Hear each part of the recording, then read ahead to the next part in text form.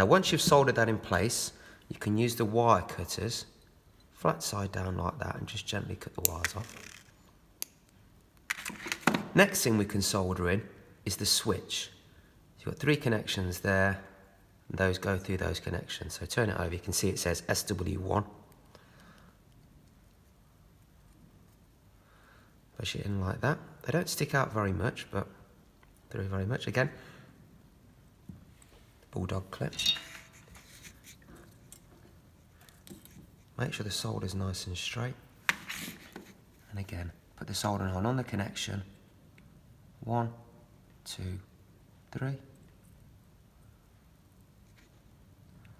1, 2, 3.